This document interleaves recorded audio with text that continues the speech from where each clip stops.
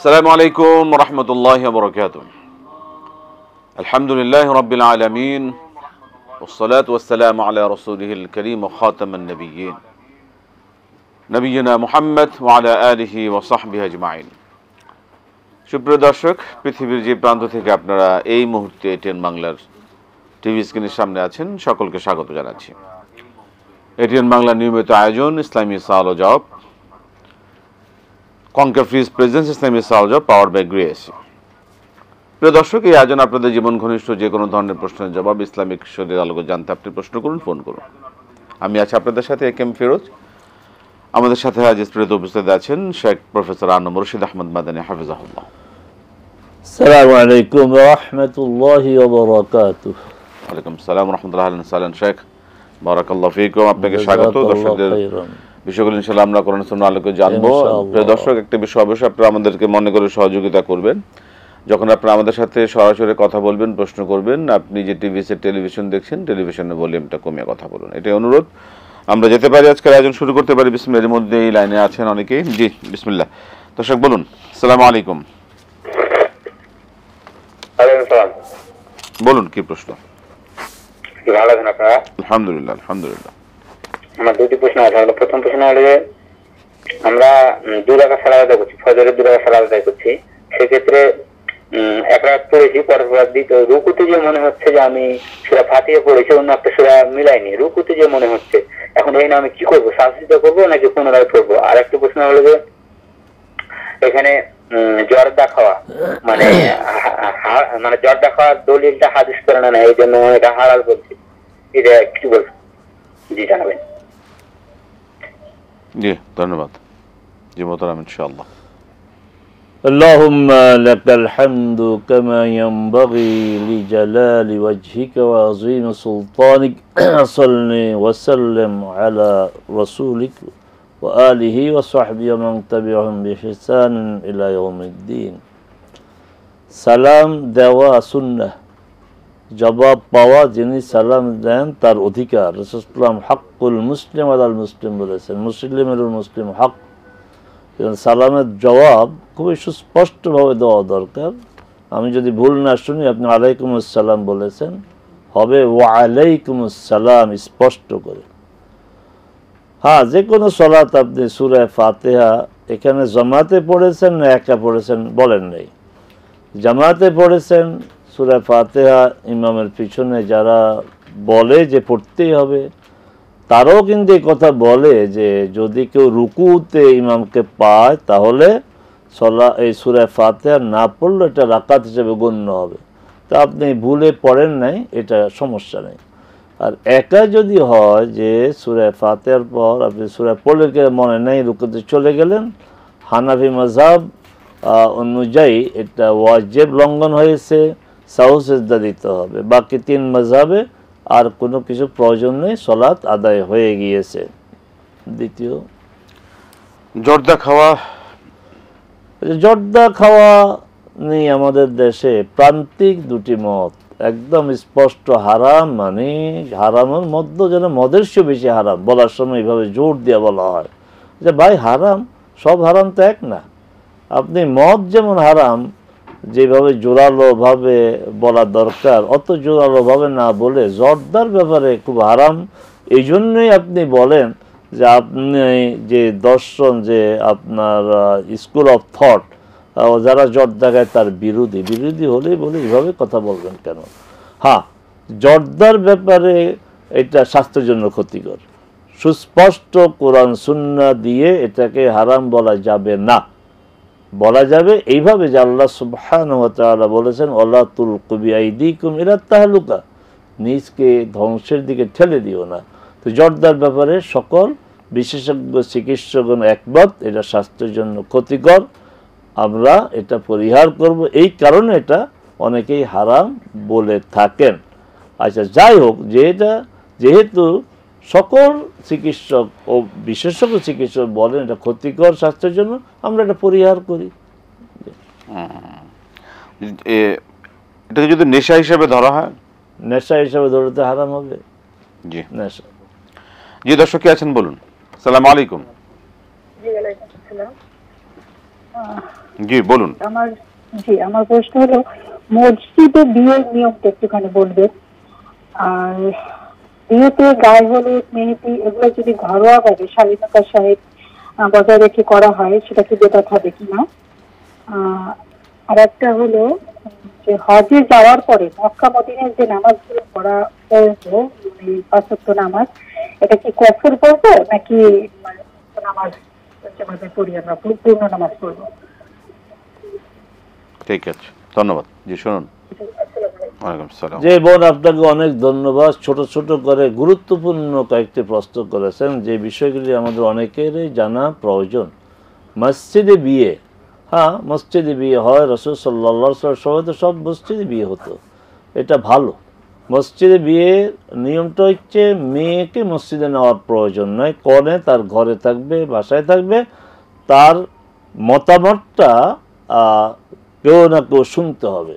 শুনে মসজিদে বরপক্ষ থাকবে, বর থাকবে, সেখানে গিয়ে বলা হবে যে অমুকের মেয়ে অমুক, এত এই পরিমাণ মোহর নির্ধারণ করা হয়েছে, সেই এই বিয়েতে সম্মত আছে, আমরা শুনেছি, এখন আপনি আপনার মতামত দেন। তখন বর বলবে আলহামদুলিল্লাহ বা কবুল, আমাদের দেশে তো কবুল বলে, উপস্থিত যারা সাক্ষী থাকবে, বিয়ে হয়ে যাবে। এটা হচ্ছে মসজিদে বিয়ে, ভালো। মসজিদে বিয়ে, আল্লাহর ঘরের বিয়েটা বরকতময় হওয়ার কথা। গায়ে হলুদের বিষয় বলেছেন, হ্যাঁ আপনার ভালোভাবেই বলেছেন, শালীনভাবে ঘরোয়াভাবে গায়ে হলুদ দেওয়া যায় কেন না, ঘরোয়াভাবে দিলেও আপনার এটা যারা বলে, যেই কারণে বলে এটা হারাম, ওই একই কারণ হলেও হবে, আবার হলে যে কারণে হারাম হবে একই কারণে বাড়ি ঘরে হবে। আচ্ছা, গায়ে হলুদ এটা নিজ জায়গা থেকে এটা হারাম না, কিছু এর সাথে যুক্ত হওয়ার কারণে হারাম হয়েছে। আব্দুর রহমান বিন আউফ রাদিয়াল্লাহু তাআলা আনহু আসছিলেন, রাসূল সাল্লাল্লাহু আলাইহি ওয়াসাল্লাম দেখলেন তার গায়ে হলুদের চিহ্ন তার কাপড়ে, দেখেই বলেন যে আব্দুর রহমান কি বিয়ে করছো? ইয়া রাসূলুল্লাহ আমি বিয়ে করেছি। তাহলে কি পেলাম? এটা বুখারীর হাদিস যে হলুদের চিহ্ন পাওয়া গেছে। তাহলে এর থেকে হ্যাঁ হলুদের অনুষ্ঠান করা না করে ব্যাপারে হাদিসে নেই, কিন্তু এই মানে রাসূল সাল্লাল্লাহু আলাইহি ওয়াসাল্লাম তাকে হলুদের চিহ্ন দেখলেন, এটাকে তিনি অ্যাপ্রুভ করেছে। অতএব এই ধরনের হলুদের অনুষ্ঠান করা যায়, কোনো সমস্যা নেই। সমস্যাটা কোথায়? সমস্যাটা হয়েছে ছেলের বাড়িতে মেয়ের পক্ষের মেয়েরা আসে, মেয়েরা গায়ে হলুদ দেয়, আবার আপনার মেয়ের পক্ষ থেকে সে আপনার যায়, এই যে মানে পর্দা লঙ্ঘন হচ্ছে। পর্দা লঙ্ঘন তো হারাম, এই কারণে হলুদ অনুষ্ঠান হারাম না, ওই পর্দা লঙ্ঘন করা হারাম। তা মেয়ে ছেলে যে এই যে মেশামেশি, ঢলাঢলি, গানের আয়োজন, এগুলো হারাম, এগুলি করা যাবে না। এগুলোর থেকে মুক্ত হয়ে শুধু আপনার মাহরাম যারা আছে এদেরকে দিয়ে আপনি হলুদ অনুষ্ঠান করেন, এতে কোনো সমস্যা নেই। বিয়ে নিয়ে যে প্রশ্ন ছিল, যেটা হচ্ছে যে এই এর আয়োজন এবং এর দায়িত্ব কে পালন করবেন, এটা কিভাবে যোগাযোগ করবেন, কি মসজিদে? মসজিদে আয়োজন করে মসজিদ কমিটি। মসজিদ তো আমাদের দেশে নামাজের ওয়াক্ত ছাড়া তো বন্ধ থাকে।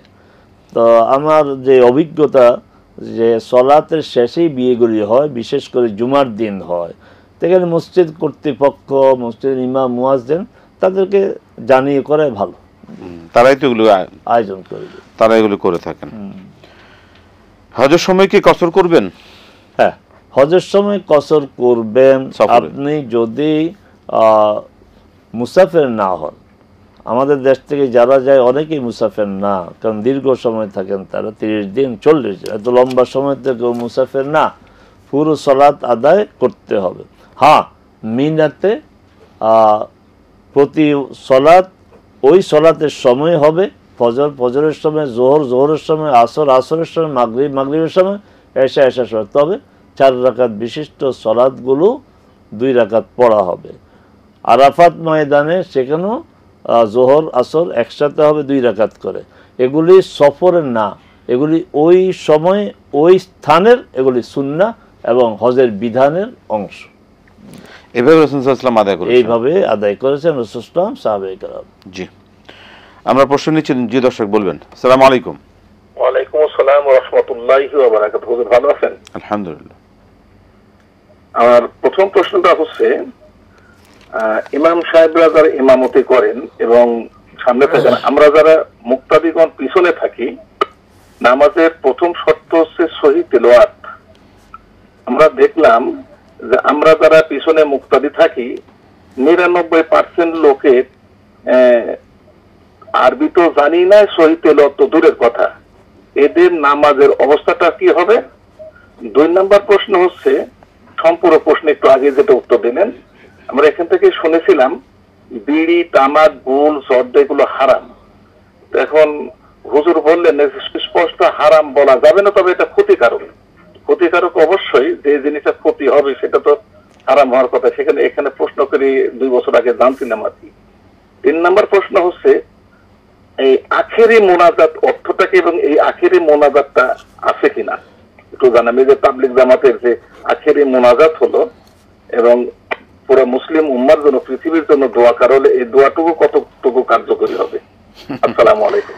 দোয়া কার্যকর, জি জি ধন্যবাদ। আমি বাজকাদের সম্পূরক যে প্রশ্ন ওইটা দিয়ে শুরু করি। আমিও কিন্তু জর্দাকে হারাম না বলি নাই, আমি বলেছি যে জর্দা হারামের পক্ষে যেভাবে অকাট্যভাবে প্রমাণিত দলিল প্রয়োজন, যেটাকে শরিয়ার পরিভাষায় বলা হয় কাতঈয়ুস সবুত দলিল, মানে অকাট্যভাবে প্রমাণিত, এরকম দলিল নাই। কিসের ভিত্তিতে হারাম বলা হয়? যে জর্দা, তামাক স্বাস্থ্যের জন্য ক্ষতিকর, আর স্বাস্থ্যের জন্য যেটা ক্ষতিকর, যেটা মানুষকে ধ্বংসের দিকে ঠেলে দেয়, এই কারণে এটাকে অনেক আলেম হারাম বলেন। আমি আবার সংশোধন, আমি কিন্তু এটাকে হালাল বলি নাই, আমিও হারামের পক্ষে ওই দলিল দিয়ে। কিন্তু তামাক হারাম, বেড়ি হারাম, সিগারেট, এইভাবে সুস্পষ্ট অকাট্যভাবে দলিল। যেমন শুকরের গোশত হারাম, অকাট্যভাবে প্রমাণিত। মদ হারাম, অকাট্যভাবে প্রমাণিত। চুরি করার, সম্পদ খাওয়া, এগুলি অকাট্যভাবে প্রমাণিত। কিন্তু তামাকের ব্যাপারে এগুলো অকাট্য কোনো প্রমাণ নেই। প্রমাণ ওইটাই, নিজেদেরকে ধ্বংসের দিকে ঠেলে দিও না। তারপরে আপনার আখেরি মুনাজাত, আপনার আখেরি প্রশ্ন, এটা দিয়ে করি। আপনার এটাকে আখেরি প্রশ্ন, এর অর্থ আখেরি প্রশ্ন হচ্ছে যেটার পরে আর কোনো কিছু করা যাবে না, এটা আখেরি বিষয়। তা আখেরি মুনাজাত হয় কীভাবে? প্রতি বছরই তো মুনাজাত হয়। আর বিশ্বের শান্তি কামনা করে, বিশ্বের যেন মুসলমানরা ভ্রাতৃত্বের বন্ধনে আবদ্ধ থাকে, তাদের মধ্যে যেন ঝগড়া, বিবাদ, দূরত্ব না হয়, নিজেদের জন্য দোয়া কবুল হয়েছে তাদের? বছরের পর বছর তো দোয়া করে যাচ্ছেন, আবার নিজেরাই 2 ভাগ হয়ে গেছেন, নিজেরাই মারামারি করতেছেন। এখানে তো সমস্যা। আল্লাহর দ্বীনের দাওয়াতের জন্য যদি এই জমাত হয়ে থাকে, তাহলে সেখানে স্বার্থের দ্বন্দ্ব, নেতৃত্বের দ্বন্দ্ব আসবে কি জন্য? এই দোয়া নিজেদের জন্য তো আপনার বাস্তবায়িত হচ্ছে না। আর এই আখেরি মুনাজাত, এর সাথে কোরআন, সুন্নাহ, শরিয়ার ন্যূনতম কোনো সম্পর্ক নেই। আমি শব্দটা আবার বলছি, ন্যূনতম সম্পর্ক নেই। প্রথম প্রশ্ন কি ছিল? ইমাম মুক্তাদির অবস্থা তো তেলাওয়াত দুর্বল, করুণ অবস্থা। আমরা কি সালাত আদায় করি বলেন? এমনি তো সালাত আদায়, আপনি একজন সচেতন প্রশ্নকারী, আমাদের এখানে আমার এটিএমকে ভালোবাসেন, তা আপনি নামাজ বলবেন না, আপনি সালাত বলেন। আমরা এখান থেকে সালাত বলার চেষ্টা করি না। এটা বেদনাদায়ক যে আমরা কত কি শিখি, কিন্তু সালাতের জন্য সূরা ফাতিহা সহ কয়েকটা সূরা বিশুদ্ধভাবে আমরা শিখতে পারি নাই। এটা আমাদের ব্যর্থতা। তো এখান থেকে আর কি বলবো? আমি দুঃখ প্রকাশ করছি, আপনার সাথে আমি একমত হচ্ছি এবং আহ্বান জানাচ্ছি, যারা সালাত আদায় করেন না তারা সালাত আদায় করেন। যারা সালাত আদায় করেন, সালাতটা সুন্নাহসম্মতভাবে আদায় করেন। যারা সালাত সুন্নাহসম্মতভাবে আদায় করেন, তারা তেলাওয়াতটাকে বিশুদ্ধ করার চেষ্টা করেন। সেক্ষেত্রে যদি তাদের তেলাওয়াত যদি সহি না হয়, ইমাম সাহেব পড়তে সূরা ফাতিহা পড়তেছেন, ইমাম সাহেব পিছনে মুক্তাদির তেলাওয়াত সহি না, সেক্ষেত্রে নামাজ সহি না, এদের জন্য নিরাপদ হচ্ছে জামাতে সালাত আদায় করা, নিরাপদ। কিন্তু ওই যে সূরা ফাতিহা তো নিজেরা সবাই পড়েন, তো সেই ক্ষেত্রে কি কোনো আমাদের সমস্যা হবে কিনা এখন ইমামের পিছনে? এখন এমনিই তো সালাতের সংখ্যা কম, এখন যদি আমরা আবার বলি হবে না, তাহলে ওরা তো মসজিদ বলছে হবে না, যখন আরো কমবে। তো আমরা এই ভাষায় না বলে বলবো যে ঠিক আছে, আপনার ত্রুটি সত্ত্বেও আপনি পড়তেছেন, পড়তে থাকেন, তবে বিশুদ্ধ করার চেষ্টা করেন। করতেই হবে এখন এটা। সালাত হবে না যদি ফতোয়ার ভাষা, অনেক ভাইরা তো একদম গরম গরম বলে দেয় এটা হবে না, এটা বাদ, এটাই, তাহলে তো আমরা নামাজি আর খুঁজে পাবো, সালাত আদায়কারী আর খুঁজে পাবো না। কারণ কোরআন শিক্ষা ফরজ, এই ফরজ ক্ষেত্রে আমাদের সকলে গুরুত্ব দেওয়া উচিত। আমরা বিরতির পরে আবার যাব আমাদের দর্শকের প্রশ্নে। জি দর্শক বলুন। আসসালামু আলাইকুম। ওয়ালাইকুম সালাম ওয়া রাহমাতুল্লাহি ওয়া বারাকাতুহু। হুজুর আপনারা ভালো আছেন? আলহামদুলিল্লাহ আলহামদুলিল্লাহ। জি, আমি ধরমপাড়া সুনামগঞ্জ থেকে ইনুল বলছিলাম। জি ইনশাআল্লাহ। হুজুর আমার দুইটা প্রশ্ন। প্রথম প্রশ্ন হলো যে শবে বরাত রাত্রিতে করণীয় ইবাদত কি আমাদের? আর 2 নম্বর প্রশ্ন হলো হুজুর, যারা আমরা 5 ওয়াক্ত সালাত আদায় করি না, হ্যাঁ, তো আর ওই দিন সুন্দর কাপড় পরে সুগন্ধি পরে সালাত আদায় করতে যাই, আমাদের জন্য কি এই রাত্রির ফজিলত বোনাস ইবাদত প্রযোজ্য হবে? জি জি জি, ঠিক আছে, ধন্যবাদ। বোনাস পাওয়া যাবে কিনা আমাদের জন্য? ঠিক আছে, জি ধন্যবাদ। কি বোনাস আছে আমরা শুনবো। মোহতারাম। যে ইউনুস সাহেবকে ধন্যবাদ। শবে বরাত বিষয়ে আমরা তো এখানে বিস্তারিত কথা বলতে পারবো না, সামনে শবে বরাত আছে।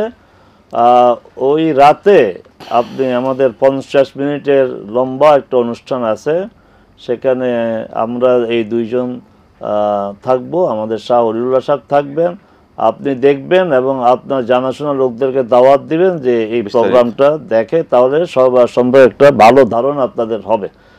মূল কথা হচ্ছে যে শবে বরাত বা লাইলাতুন নিসফ মিন শাবান, এই শবে বরাত নামটি অর্থহীন এবং কোরআনের সাথে সাংঘর্ষিক। শবে বরাত হচ্ছে ভাগ্য রজনী, কিন্তু কোরআন বলছে লাইলাতুল কদর হচ্ছে ভাগ্য রজনী, এবং কোরআন বলে এক রাতকে ভাগ্য রজনী, আর আমরা আরেক রাতকে ভাগ্য রজনী বানিয়ে নিলাম। এটা কোরআনের সাথে নামের দিক থেকে সাংঘর্ষিক। বাকি থাকলো আমাদের করণীয়, কিছুই করণীয় নেই। স্বাভাবিকভাবে যে আবাদত করার এই আবাদতই করবেন, আল্লাহর কাছে ক্ষমা চাইবেন।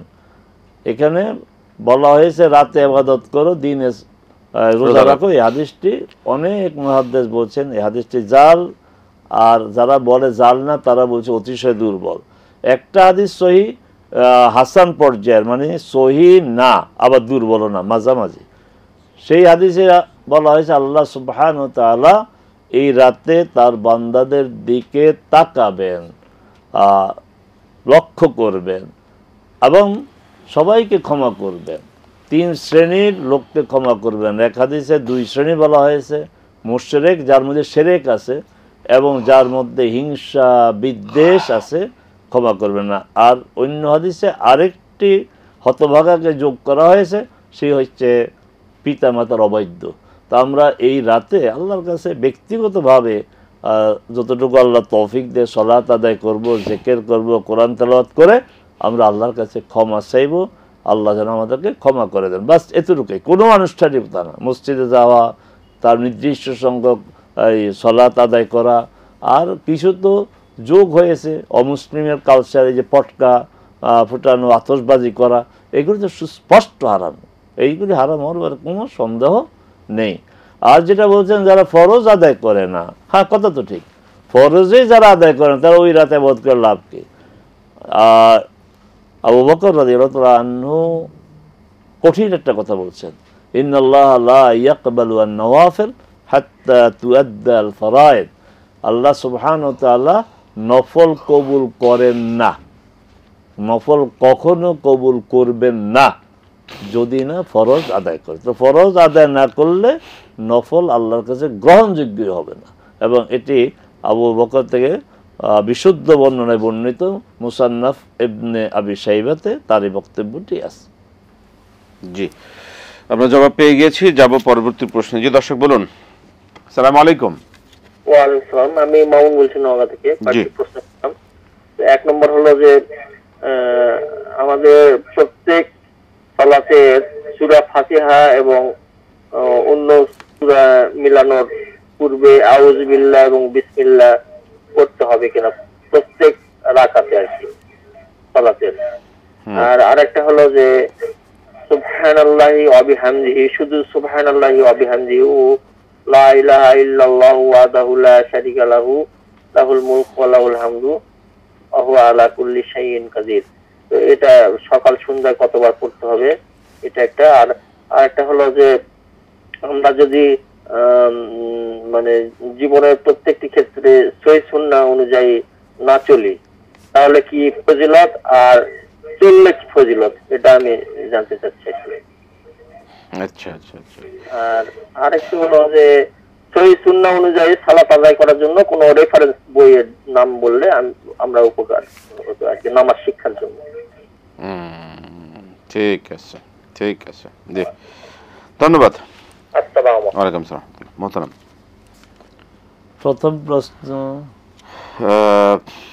প্রথম প্রশ্ন হচ্ছে যে প্রত্যেক রাকাতে কি তাওয়াজ তাসমিয়া পড়তে হবে? হ্যাঁ, এটা ভালো প্রশ্ন, যে প্রতি রাকাতে আউযু বিল্লাহি মিনাশ শাইতানির রাজিম বিসমিল্লাহির রহমানির রহিম পড়বো কিনা, পড়তে হবে কিনা? না, প্রথম রাকাতে আউযু বিল্লাহি মিনাশ শাইতানির রাজিম পড়েন, আর বাকি সকল রাকাতে যেহেতু সূরা ফাতিহা, সূরার শুরুতে বিসমিল্লাহির রহমানির রহিম পড়তে হবে। সূরা ফাতিহা পড়ে যদি আপনি অন্য কোনো সূরা পড়েন, সেখানে বিসমিল্লাহির রহমানির রহিম পড়তে হবে। যদি সূরার বিশেষ অংশ পড়েন তাহলে বিসমিল্লাহির রহমানির রহিম না পড়লেও চলবে। তারপরে সুবহানাল্লাহি ওয়া বিহামদিহি লা ইলাহা ইল্লাল্লাহু ওয়াহদাহু লা শারীকা লাহু লাহুল মুলকু ওয়া লাহুল হামদু ওয়া আলা কুল্লি শাইইন কাদির। জি মামুন সাহেব, আমি লক্ষ্য করছি যে আপনি প্রায় নিয়মিতই আমাদের এখানে প্রশ্ন করেন, ভালো ভালো প্রশ্ন করেন। তা আপনাকে আজকে একটু পরামর্শ দেব, প্রশ্নগুলো লিখে রাখবেন যেন রিপিট না হয়। যেমন এই প্রশ্ন আপনি এর আগেও করেছেন, আমি জবাব দিয়েছি যে সুবহানাল্লাহি ওয়া বিহামদিহি 100 বার কখন পড়তে হয়, লা ইলাহা ইল্লাল্লাহু ওয়াহদাহু লা শারীকা লাহু লাহুল মুলকু ওয়া লাহুল হামদু ওয়া আলা কুল্লি শাইইন কাদির। আমার স্পষ্ট মনে আছে আপনি মামুন সাহেব এই প্রশ্ন করেছেন, জবাব দিয়েছি। তারপরে বলছি আপনি নোট করে রাখবেন, তাহলে মনে থাকবে কি প্রশ্ন আমি করলাম, যেন রিপিট না হয়। সুবহানাল্লাহি ওয়া বিহামদিহি পড়বেন সকালে, মানে সূর্য উদয়ের আগে 100 বার, আর সন্ধ্যায় সূর্য অস্ত যাওয়ার আগে 100 বার। লা ইলাহা ইল্লাল্লাহু ওয়াহদাহু লা শারীকা লাহু লাহুল মুলকু ওয়া লাহুল হামদু ওয়া আলা কুল্লি শাইইন কাদির সকালে 10 বার, সন্ধ্যায় 10 বার, ফজরের ফরজ সালাতের পরে 10 বার, মাগরিবের ফরজ সালাতের পরে 10 বার, আর দিনে 100 বার। এগুলোর বাইরে দিনও 100 বার। সেই 100 বার একবারে পড়া শর্ত না, আপনি 20 বার 30 বার, কিন্তু 100 বার পড়ার মধ্যে আল্লাহ সুবহানাহু ওয়া তাআলা 100টি পাপ মোচন করবেন, 100টা আপনার মর্যাদা বাড়িয়ে দিবেন, 10টা গোলাম আদার সওয়াব পাওয়া যাবে। আল্লাহ সুবহানাহু ওয়া তাআলা এই আমলগুলি আমাদের করার তৌফিক দিন। আমিন আমিন। আর সহিহ সুন্নাহ অনুযায়ী লাভ কি ক্ষতি কি? সহিহ সুন্নাহ অনুযায়ী লাভ ক্ষতির বিষয় না, সহিহ সুন্নাহ অনুযায়ী চলতে হবে।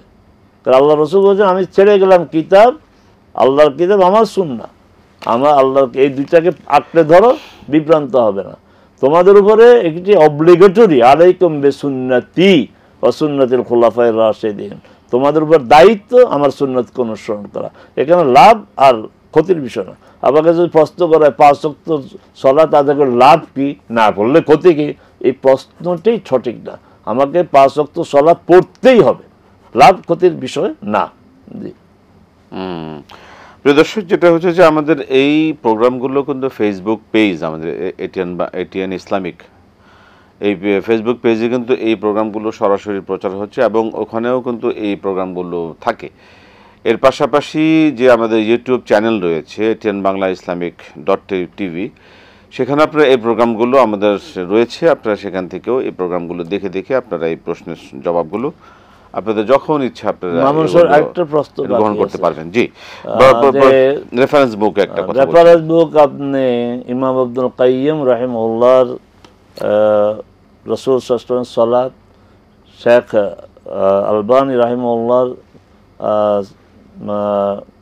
রাসূল সাল্লাল্লাহু আলাইহি ওয়াসাল্লাম সালাত আমি যেমনটি দেখেছি।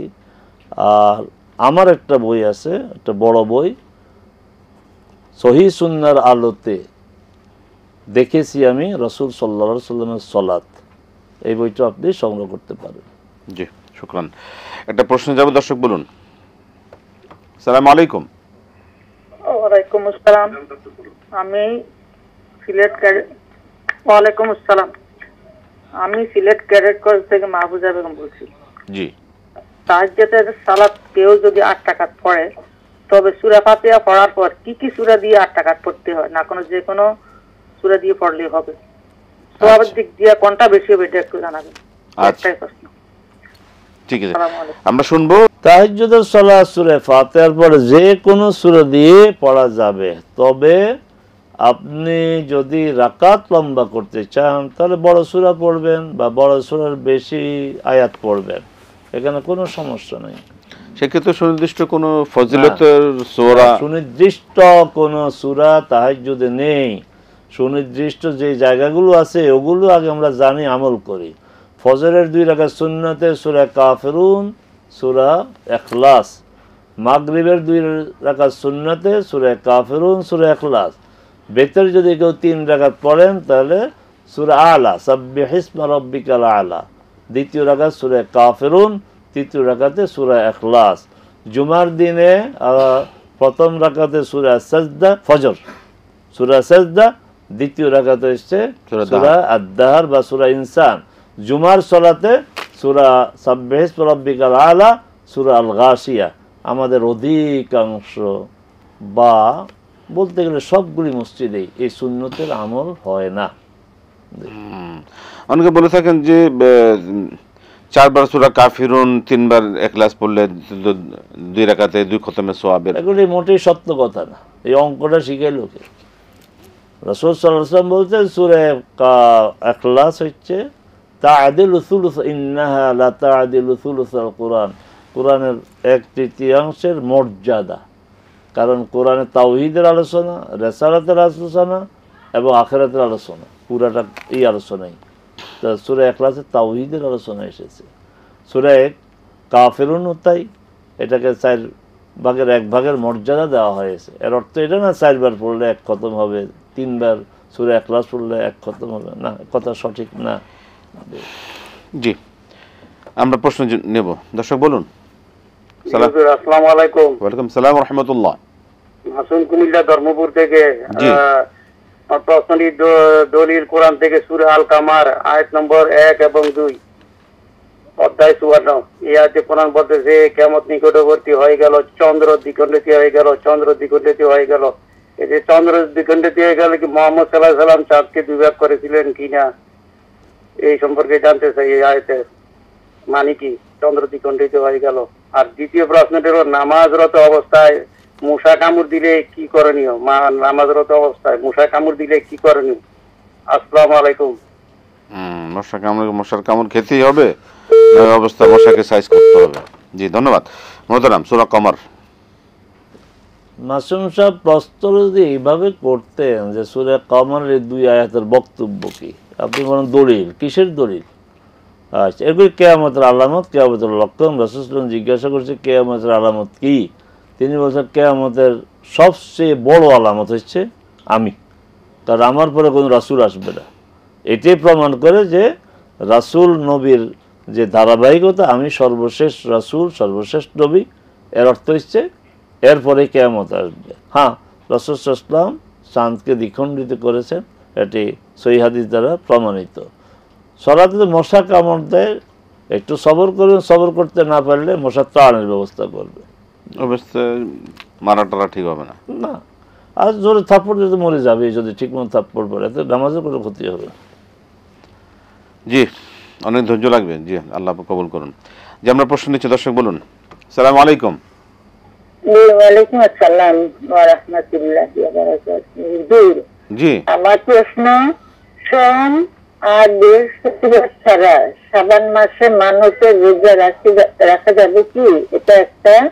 আর আমার আব্বা তো মারা গেছেন 79 সালে, আম্মা আর কি করোনা, তারপর বাইপাস সার্জারি, 5টা ব্লক, তারপর এই রিসেন্টলি আপনার 1 সপ্তাহ হয়নি, উনি হার্ট ফেল, হার্ট অ্যাটাক দিতে খুব খারাপ অবস্থা ছিল।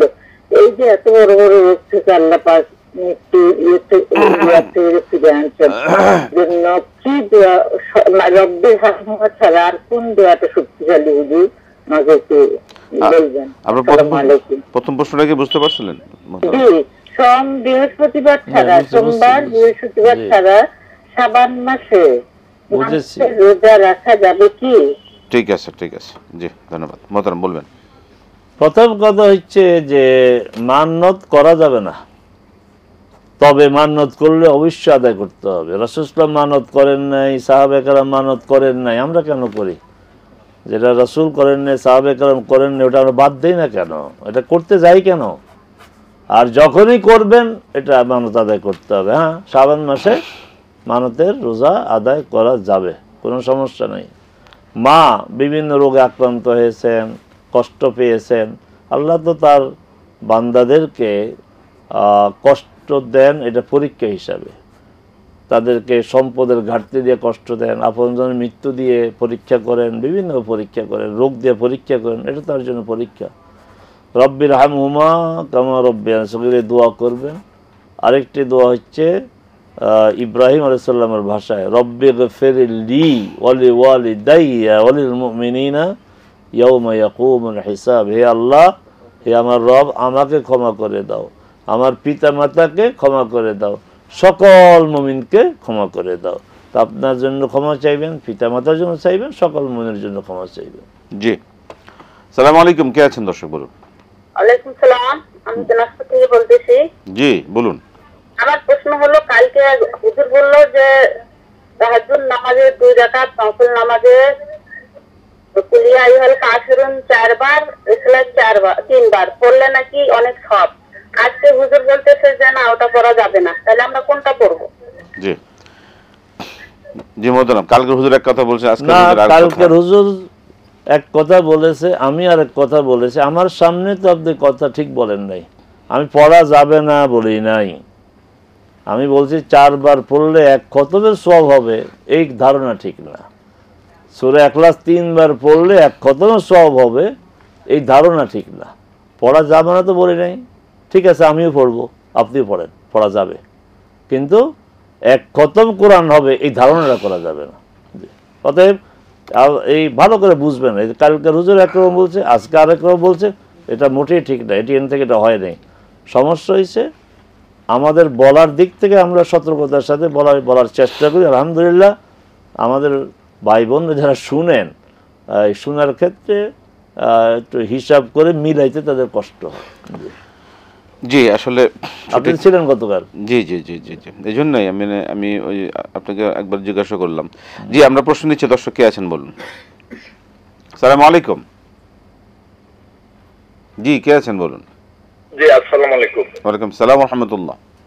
জি, আমি সফর অবস্থায় জোহরের নামাজ যদি ইমাম সাহেব 1 রাকাত পড়ে ফেলছে, আর আমি কি এখন ইমাম সাহেবের সাথে সালাম ফিরাবো না আরো 4 রাকাত পূর্ণ করব সফর অবস্থায়? জোহরের সালাত 4 রাকাত বিশিষ্ট সালাত, তাই তো? জি জি জি। ধন্যবাদ। আর কোনো প্রশ্ন? না। জি জি ধন্যবাদ। আসসালামু আলাইকুম। ওয়ালাইকুম সালাম। জি মোহতারাম, আমরা এই পর্যন্ত যতটুকু জানি যে যদি ইমাম স্থায়ী হয়, স্থানীয় হয়, যেটাকে ফিকহের পরিভাষায় মুকিম বলা হয়, স্থানীয় ইমাম যদি হয় তিনি তো পুরা সালাত আদায় করবেন, মুক্তাদিও পুরা সালাত আদায় করবেন। যদি ইমাম মুসাফির হয় তাহলে ইমাম 2 রাকাত আদায় করবেন, স্থানীয় যারা তারা 2 রাকাত পরে উঠে পুরো নামাজ পড়বেন। এখন আপনার কেসটা একটু ব্যতিক্রম। সেটা হচ্ছে আপনার উপরে তো ফরজ হচ্ছে 2 রাকাত, তা আপনি 1 রাকাত পেয়েছেন, আর 1 রাকাত পড়ে আপনি এই 2 রাকাতের হিসাবে আপনি মনে করেন যে আমি করতে পারবো কিনা। তা নীতিগত কথা হচ্ছে মুকিমের পিছনে নামাজ পড়লে মুকিমে ইমামকে অনুসরণ করতে হবে। তো আপনার বিষয়টা যেহেতু এভাবে আসছে, এটা একটু দেখে বলতে হবে, এটার জন্য অপেক্ষা করতে হবে। আল্লাহ ওই পর্যন্ত আমাদেরকে তৌফিক দিন। ইমাম যেহেতু মুকিম, অবশ্যই মুকিম, ইমাম তো অবশ্যই 4 রাকাত সালাতি নিয়ত করেছেন, আর উনি মুসাফির গিয়ে, এবং মুসাফিরের আসলে নিয়মটা কি, মুসাফির যদি মুকিমের আনুগত্য করেন সেক্ষেত্রে তাকে তো মুকিমের অনুসার ইমামের কে অনুসরণ করে ঠিক আছে, কিন্তু বলছি আমি ওইটাই যে উনি তো 1 রাকাত পেয়েছেন, উনি 1 রাকাত পেয়েছেন, আর উনি কি এখন মানে কসরে ওনার করবেন না মুকিমের সেবাতে যায়? এটা আমি বলছি, আপনি দেখে বলতে চাচ্ছেন। এটা আমি পরে। ঠিক আছে, অনেক ধন্যবাদ শেখ আপনাকে, বারাকাল্লাহু ফি হায়াকাল্লাহ আহসান মাশাআল্লাহ। প্রিয় দর্শক, আমরা শুনছিলাম আপনাদের মূল্যবান প্রশ্নগুলোর আলোকে কোরআন সুন্নাহ থেকে ব্যাখ্যাগুলো, এর বিশ্লেষণগুলো। আলহামদুলিল্লাহ, এইভাবে আমরা জানবো। কোরআন সুন্নাহ এমন একটি আলহামদুলিল্লাহ আমাদের এখান থেকে এই সুযোগ আল্লাহ পাক আমাদেরকে দান করেছেন, এখান থেকে সহি একটি মাসালাকে নিয়ে একটি সমস্যা নিয়ে আলোচনা করে কোরআন সুন্নাহ আলোকের থেকে একটা সমাধান বের করা, এ থেকে আমরা একটা সঠিক সুন্দর রাস্তা এবং সহি একটা রাস্তা আমরা খুঁজে নেব। আল্লাহ পাক আমাদের কবুল করুন। আজকে শেষ করছি, প্রিয় দর্শক বিদায় দিচ্ছি। আসসালামু আলাইকুম ওয়া রাহমাতুল্লাহি ওয়া বারাকাতুহু।